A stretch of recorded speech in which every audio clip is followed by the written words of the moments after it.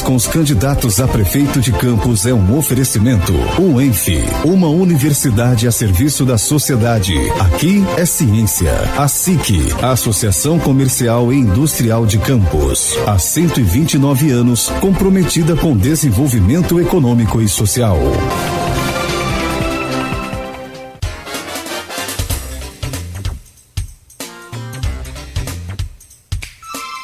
8h11, de volta com Folha no Ar, primeira edição, neste terceiro bloco do programa, segundo bloco de entrevistas com o convidado de hoje, pelo sorteio, o candidato à reeleição, Rafael Diniz.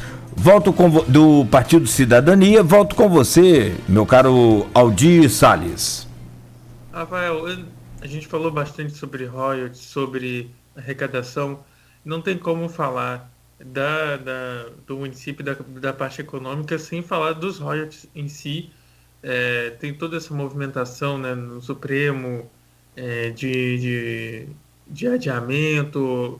A gente vê agora mais do que antes, né? Já foi adiado algumas vezes, né, mas a gente vê mais do que antes uma união de várias forças políticas do Estado e de outros estados aqui vizinhos também, né, principalmente Espírito Santo, para tentar o adiamento dessa conversa, mas a gente pode adiantar esse julgamento, mas tudo passa por uma questão política, né? Um julgamento, o crivo político, na verdade, aí do Congresso, para entrar em um acordo em relação a essa questão.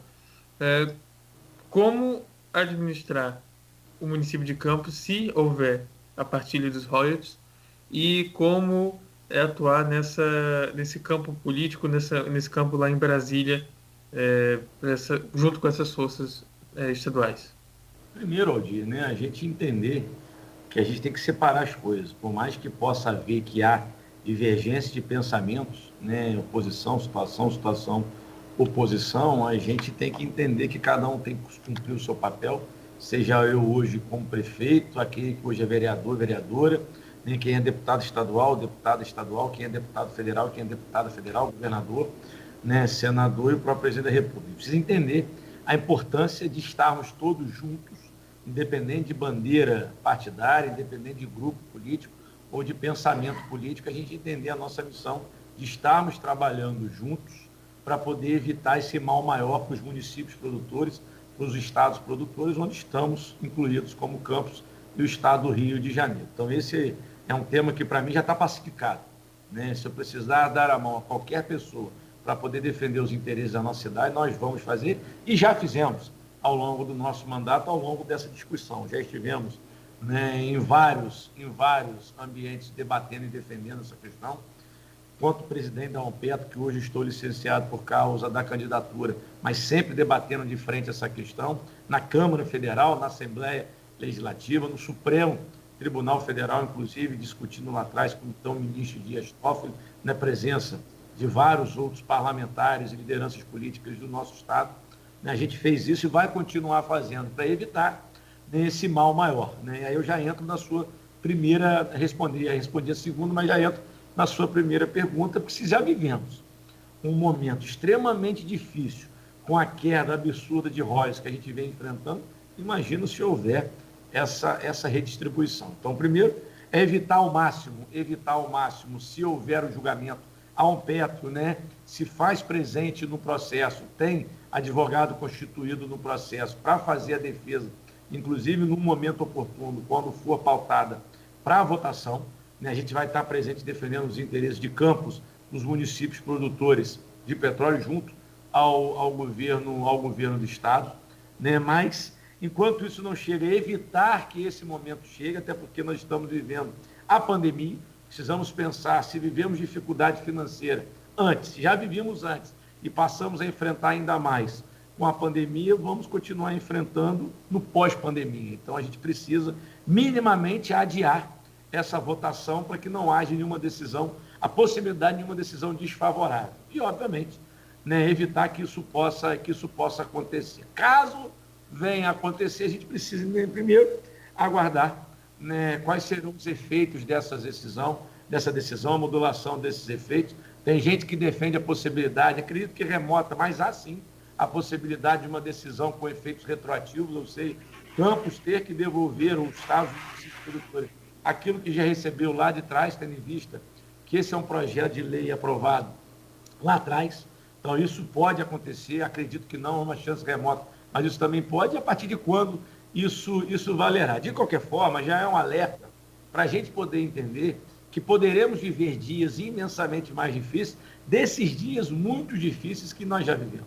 Né? Nós hoje recebemos uma arrecadação de royalties infinitamente menor do que Campos estava acostumado a receber. Eu dei esse exemplo aqui no início do nosso bate-papo. Campos já chegou a receber 1.300, 1.300 de royalties. Esse ano de 2020, se nós estivermos executando 310, ou seja, 1 bilhão a menos só de royalties, né? Será muito, será muito. Essa é uma nova realidade que a gente precisa entender. Eu sou o primeiro prefeito da história a administrar, né, com uma participação especial zerada. Portanto, cidadão ou cidadã que nos escuta, que nos ouve agora, que nos assiste, são duas formas de recebimento de royalties, até então em Campos. O royalties mensal, como o próprio nome diz, todo mês entra nos cofres da prefeitura, e a participação especial, que entra de 3 em 3 meses, como o próprio nome diz, uma participação especial, que entra no mês de fevereiro, de maio, de agosto e de novembro. Campos já chegou a receber, por participação especial lá atrás, a casa de 180 milhões de reais numa única tacada, num único mês de participação especial. E nós somos o primeiro governo, o primeiro prefeito da história a receber uma participação especial zerada, ou seja, no último mês de agosto nós não recebemos nada de participação especial. Sem falar, né, que varia muito a entrada de royalties. Nesse último mês, que a gente teve um acréscimo significativo no mês de outubro com relação ao mês de setembro, a projeção para o mês de novembro é mais uma vez cair. Se a gente arrecadou 30 no mês de outubro, pode ser que a gente esteja recebendo 25 no mês de novembro, ou seja, varia muito, e uma variante sempre para baixo, né? Acaba variando sempre para baixo, que dificulta ainda mais a nossa gestão. Outro ponto que a gente precisa lembrar é a venda do futuro, é o empréstimo, né, que fizeram em cima dos royalties. Ou seja, além de Campos hoje eu administrar com uma queda absurda de royalties, eu tenho que pagar juros com esses royalties, que a gente recebe pouco, o empréstimo que fizeram ali atrás. Na verdade, aqueles 3 empréstimos, o último feito em 2016, que deixa uma dívida de mais de 1 bilhão para Campos, que a nossa gestão já chegou a pagar quase 200 milhões de reais só de juros.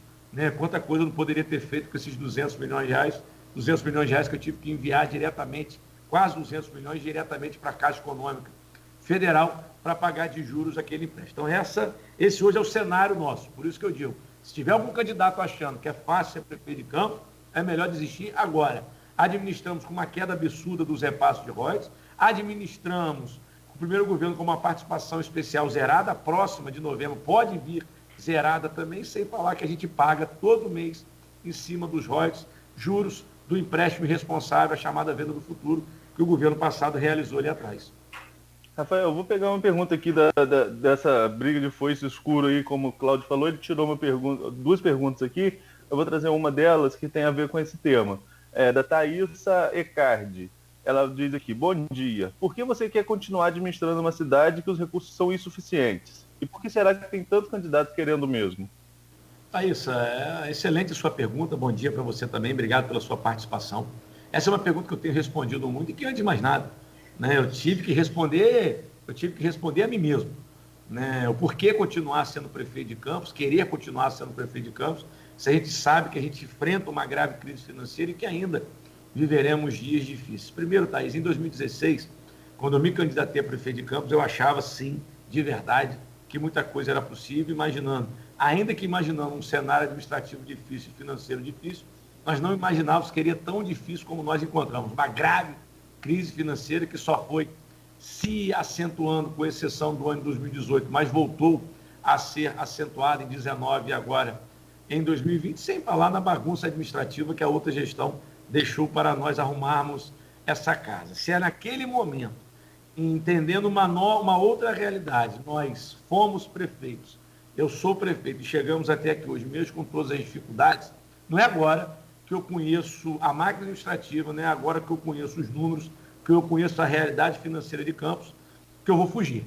Né? Muito pelo contrário, não é agora que a gente vai deixar de enfrentar essa missão, e é por isso também que eu sou candidato a prefeito de Campos, por hoje, conhecer dos números, conhecer da máquina administrativa e saber o que é possível e o que não é possível para a nossa cidade. A gente vem trabalhando para aumentar a arrecadação própria da nossa cidade, ou seja, a gente não está parado, muito pelo contrário, a gente vem reduzindo o custo da máquina e aumentando o recurso dentro das nossas possibilidades, ou seja, o que precisa ser feito para o campus, a gente vem fazendo, e esse é um dos motivos de eu ser hoje candidato a prefeito de Campos. Não é agora que eu entendo verdadeiramente o tamanho do problema que eu vou fugir dessa responsabilidade, muito pelo contrário, eu me coloco sim à disposição da população para continuar administrando, porque a gente sabe o que precisa ser feito. Outro motivo também, tá, isso aqui me traz, é não permitir que as famílias que destruíram a nossa cidade possam retornar para terminar de fazer o serviço, ou seja, para terminar de destruir.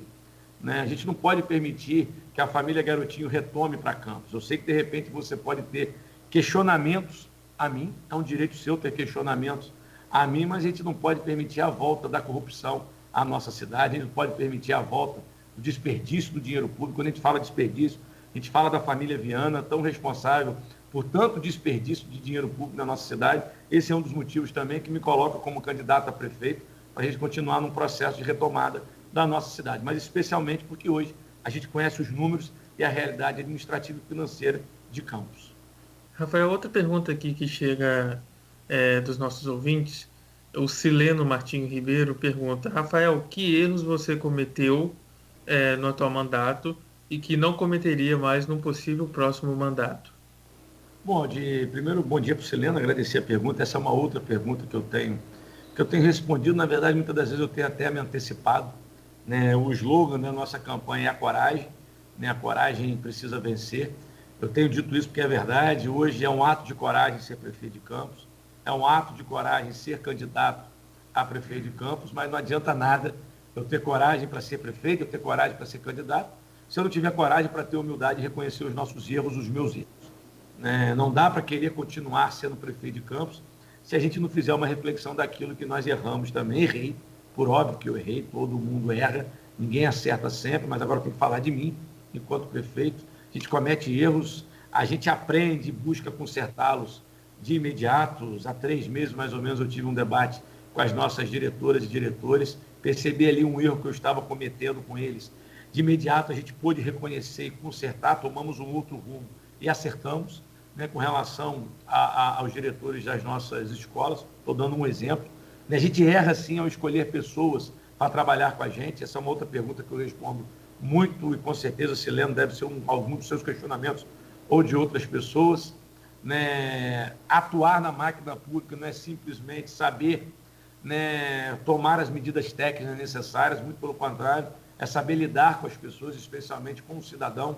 Às vezes você tem pessoas te representando na ponta que não corresponde àquilo que você gostaria de como você gostaria de ser representado na ponta. Eu tenho 1000 defeitos, mas eu sempre procuro respeitar essas pessoas. Essa é uma marca minha pessoal, sempre procuro respeitar muitas pessoas, e às vezes tem aquela pessoa lá na ponta que deveria estar te representando, pelo menos respeitando o cidadão, mas lá na ponta perdem a mão, acaba desrespeitando o cidadão e cai na minha conta. Então, de repente, a escolha de pessoas que não sabem lidar com o ser humano, a gente acaba errando nessas escolhas também, mas principalmente um erro que é meu, né? Eu queria lembrar muito da nossa vice-prefeita, que é uma grande guerreira, né, que Deus colocou na minha vida, a vice-prefeita Conceição Santana, que me ajuda muito. Mas esse erro que eu vou citar aqui agora, Aldir, nem ela tem responsabilidade, é só meu, que a partir de um determinado momento eu paro de conversar com as pessoas, eu paro de estar próximo das pessoas, eu paro de dialogar com as pessoas, de explicar mais as coisas para as pessoas, como eu deveria ter feito, sem dúvida nenhuma. Se eu tivesse feito isso há mais tempo, o desgaste que hoje eu enfrento, que a gente vem quebrando ao longo da nossa campanha, graças a Deus a gente vem quebrando, seria infinitamente maior. Eu fui um vereador que falei muito, eu fui um candidato a prefeito em 2016, na última eleição, que falei muito, cheguei a falar muito no início do nosso mandato, e meio que a máquina me engole, a máquina pública me engole e me impede de estar falando mais com as pessoas. Obviamente que eu não parei de conversar como eu queria, simplesmente porque eu quis. Eu precisei ficar dentro de um gabinete tomando as decisões. Aí eu lembro muito do meu saudoso avô, que dizia: o olho do dono, que engorda o boi, se você não estiver ali tomando conta. Um linguajar muito campista, muito nosso, na chincha, na rédea, segurando firme, que está difícil, fica infinitamente pior. Eu optei por ficar dentro de um gabinete, tomando as decisões necessárias, fazendo e refazendo as contas, enfrentando essa grave crise, e por fazer isso eu acabei me afastando das pessoas. Esse foi um erro grave que eu cometi, ainda que eu tenha, Aldir, essa justificativa, se lembra, essa justificativa de ter estado dentro de um gabinete por necessidade, ela ainda não é suficiente. Eu ainda assim errei de ter me afastado das pessoas e, graças a Deus, a tempo eu aprendi. Para algumas pessoas pode ser tarde, mas antes tarde do que nunca.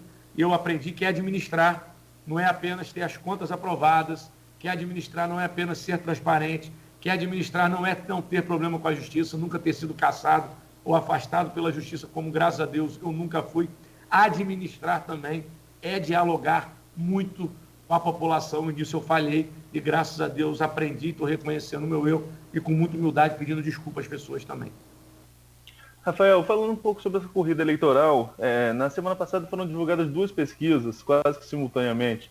A pesquisa da Paraná, que foi encomendada pelo próprio Instituto, né, que levanta aí no país inteiro muita suspeição nas pesquisas que estão acontecendo dessa forma, e a outra, a da Virtu, encomendada pelo jornalista Sérgio Cunha, que foi secretário de comunicação no governo anterior, no governo da Rosinha Garotinho. As 2 pesquisas mostram uma liderança, uma polarização isolada de Vladimir e de Caio. Vladimir tem 28 no Paraná, sobe para 34 na Virtu. Caio tem 23,5 na Paraná e fica com 24 na Virtu. Depois vem o Bruno Calil em terceiro, com 7,2 na Paraná e 6 na Virtu, e você em quarto, com 6,6 na Paraná e somente com 2 na Virtu. Como que você analisa? Você falou um pouco sobre pesquisas no primeiro bloco, queria saber a sua análise desses números e também sobre números de rejeição, que na pesquisa Paraná aponta a sua rejeição em 59,5%, enquanto a Virtu não diz qual é o percentual, mas diz que é uma rejeição muito, muito alta, né? Arnaldo, primeiro, se eu fosse me apegar à pesquisa desde o ano de 2016, eu não era prefeito de Campos hoje, né? Porque início da eleição, até um bom período da eleição em 2016, a gente estava com 2 a 3 a 4%. Né? Isso era uma realidade que a gente enfrentava na eleição de 2016, e com muito trabalho a gente chegou a uma vitória histórica ainda no primeiro turno. Ao final do processo eleitoral, começavam a dizer que nós estaríamos no segundo turno, mas nunca disseram no primeiro turno, e nós confirmamos o primeiro turno. Da mesma forma, eu trabalho nessa eleição de 2020, né? Como eu disse, isso eu aprendi dentro de casa. Eleição é trabalho, voto é na urna. Até dia 15 eu vou trabalhar muito para a gente estar no segundo turno, e acredito de verdade, acredito muito que a gente vai estar num segundo turno dessa eleição do ano 2020. Pesquisa, é isso aí que você falou, 2 pesquisas, quase que no mesmo período, apontam cenários ainda que parecidos, números completamente diferentes. Ontem saiu uma, esqueci o instituto aqui agora, né, saiu uma na TV Record que dizia, você apontou uma de 60% de rejeição, ontem já apontava 41%, ou seja, varia muito, né, varia muito. Enquanto varia o trabalho, né? Eu acredito muito no cidadão, na cidadã que hoje está silencioso, acredito muito no cidadão e na cidadã que não se manifestou ainda, que se diz indeciso, que está indeciso. É com essa pessoa que eu estou me comunicando também. Sei que essa pessoa está triste, sei que essa pessoa está frustrada, sei que essa pessoa está decepcionada, às vezes está chateada, está até com raiva, que esperava muita coisa do nosso governo, que infelizmente não aconteceu, mas eu sei também que ela, se ela parar para pensar e para refletir, ela vai entender que por mais dificuldade que a gente vem enfrentando, por mais dificuldade que a gente vem tendo que trabalhar em decisão difícil, que desagrada, que eu estou sendo obrigado a tomar, ela não vai conseguir dizer sim à volta da corrupção à nossa cidade, ela não vai dizer sim à volta do desperdício, ela vai entender que com todos os problemas e desafios que enfrentamos, a nossa gestão é uma gestão limpa, é uma gestão correta, é uma gestão honesta, é uma gestão que respeita o dinheiro público, que não desperdiça os recursos públicos. Eu acho que o cidadão vai acreditar muito nisso, vai entender muito nisso e vai fazer essa opção no dia 15. É nisso que eu acredito. E pesquisa é fórmula, né, que muitas das vezes se mostra furada, e eu mesmo já vivi esse furo em 2016. Eu acredito muito nesse furo também em 2020, para a gente poder estar, se Deus quiser, num segundo turno a partir do próximo dia 15.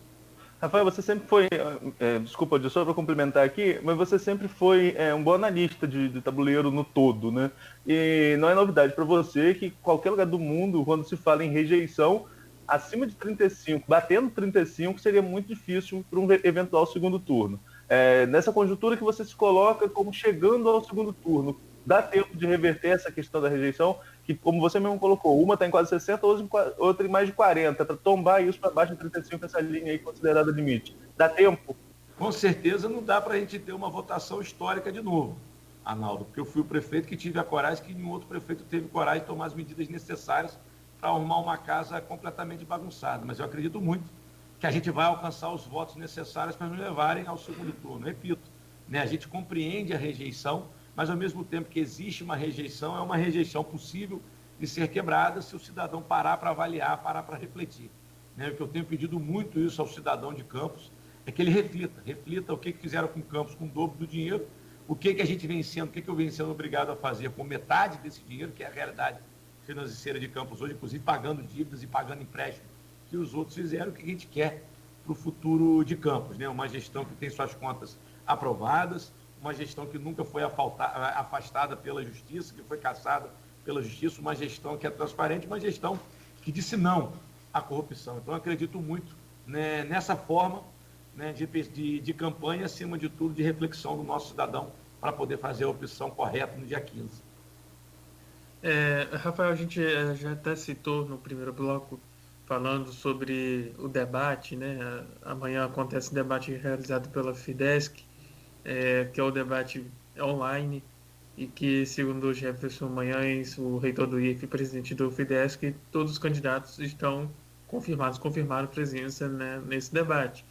No primeiro debate realizado, lembrando, né, claro, sempre que as televisões, né, tanto a Record quanto a InterTV, não vão fazer o debate nesse primeiro turno por conta da pandemia.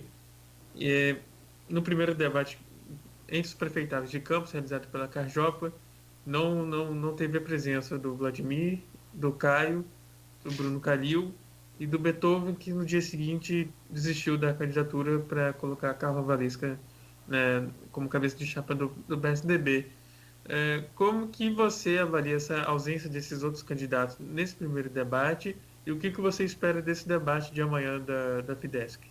É lamentar, né, Aldir, profundamente a ausência desses candidatos. Né?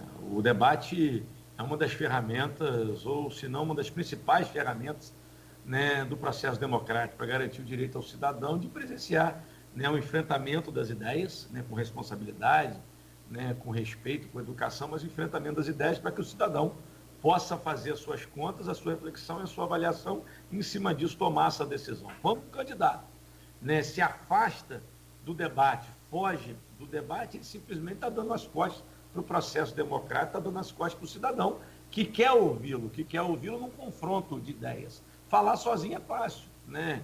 A grande questão é você dar a oportunidade ao cidadão de você falar e debater essas ideias, né, na frente dele com os outros candidatos. Então, eu lamento muito a ausência desses candidatos nesses principais debates que nós já tivemos. Ontem, por exemplo, nós tivemos um promovido pelo Sindicato dos Servidores, né, tema importantíssimo, e eles, mais uma vez, se ausentaram desse importante momento. Se dão as costas agora para o servidor, imagina se forem prefeito da nossa cidade. Então, é lamentar profundamente a ausência.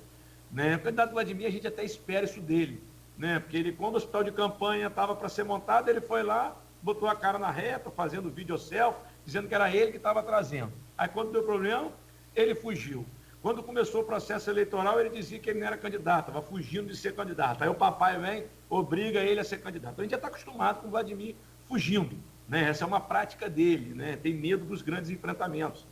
Né? Imagina se ele fosse prefeito de Campos numa pandemia, o que não teria sido da nossa cidade. Se fugiu de um hospital de campanha, imagino de enfrentar a pandemia. Mas a gente lamenta também a ausência dos outros candidatos. Eu entendo o debate amanhã, que será realizado pelo Fidesc, com transmissão do Grupo Folha, um importante momento.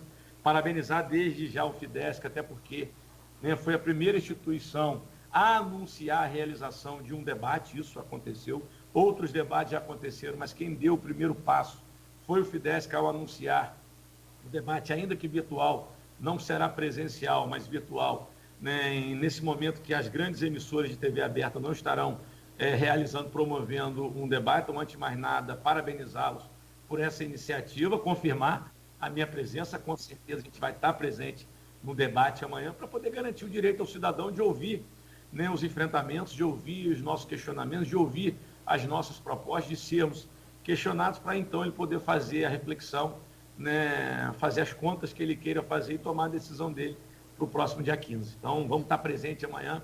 Vai ser uma alegria muito grande poder estar participando desse importante momento da democracia no nosso município.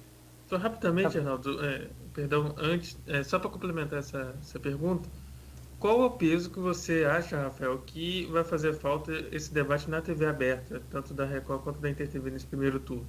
Muito, né? Muito. Eu lamentei muito quando eu soube que não seria realizado, né, promovido o debate, tanto pela Record quanto pela InterTV.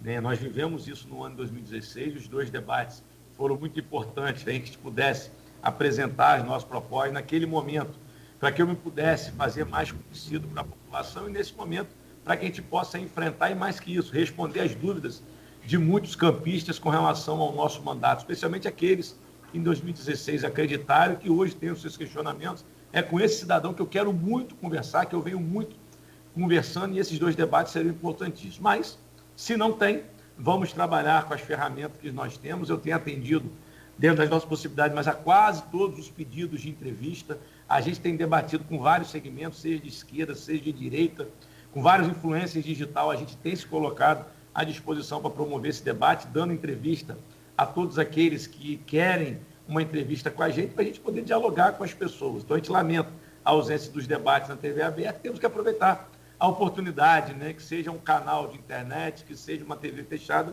que esteja nos disponibilizando para a gente poder apresentar as nossas propostas e responder os questionamentos da população.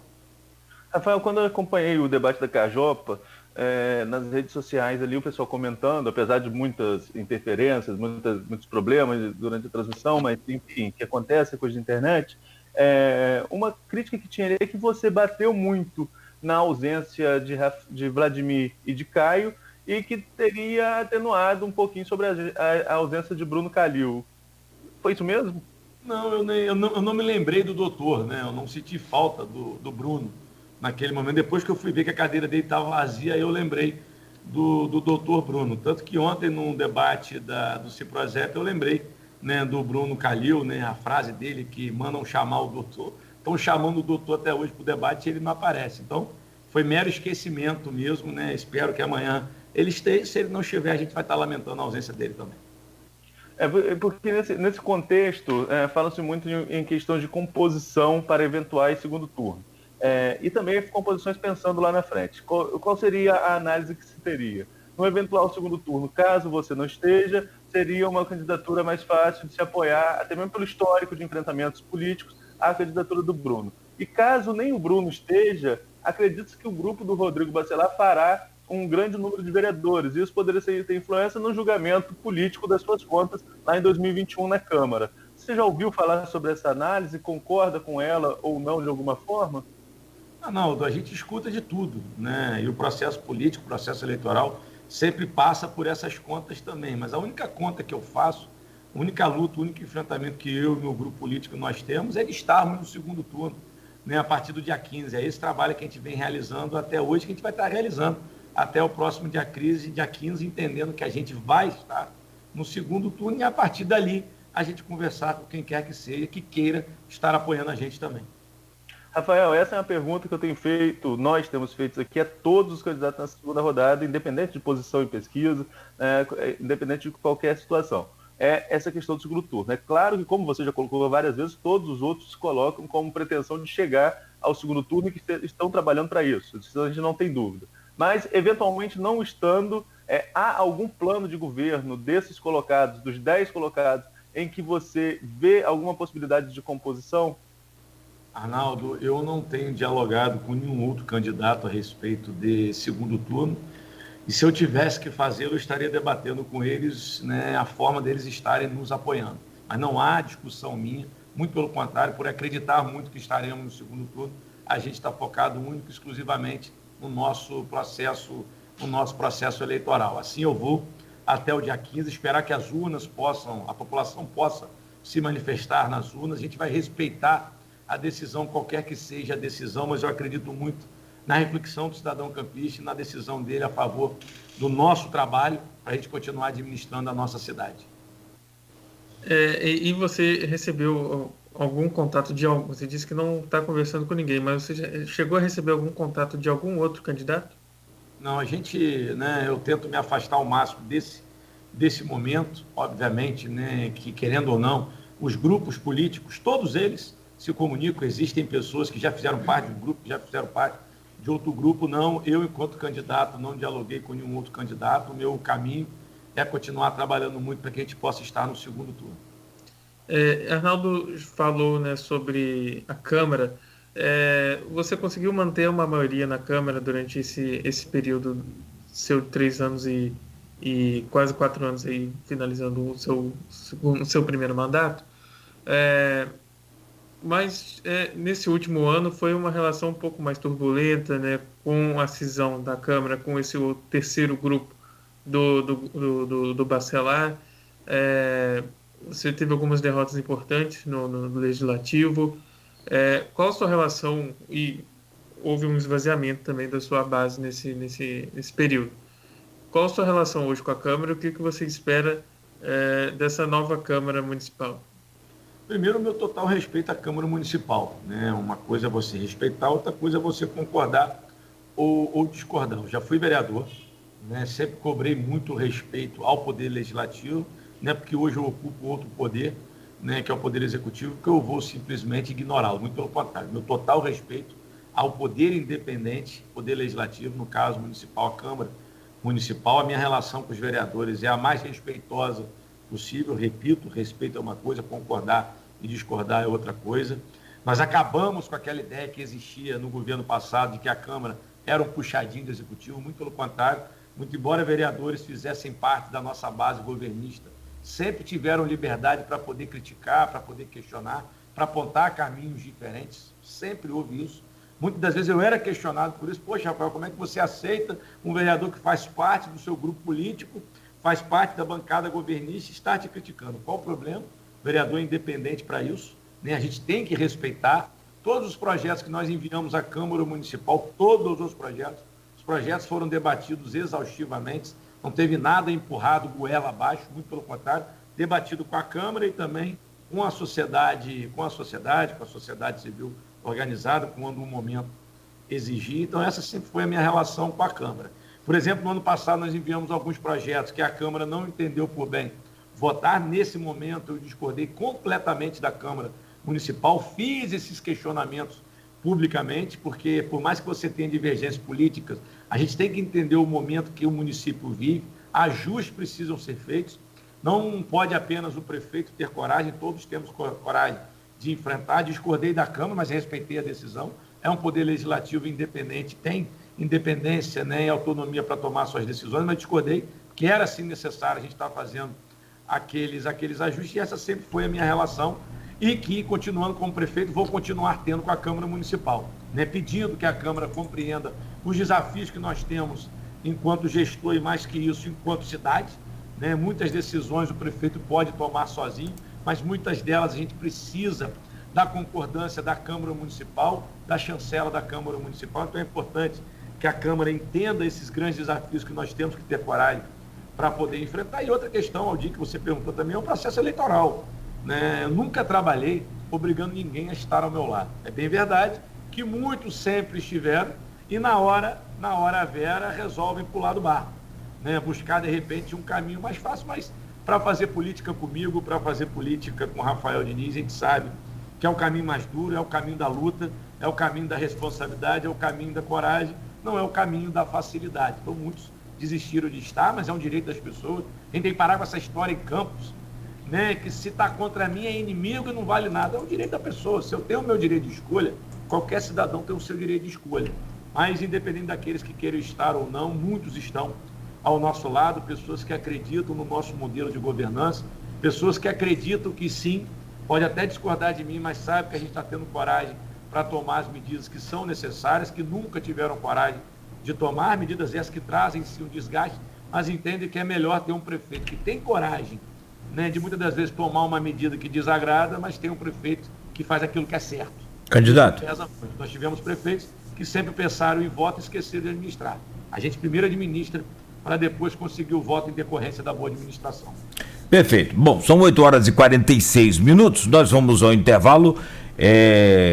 Em instantes, voltaremos com o candidato do Cidadania, Rafael Diniz, à reeleição. Ele é candidato à reeleição em Campos. E no último bloco, quais os seus projetos para Campos. São 8h46 agora, aqui na Folha FM. Você ouve a segunda rodada de entrevistas com os candidatos à Prefeitura de Campos. Entrevistas com os candidatos a prefeito de Campos é um oferecimento.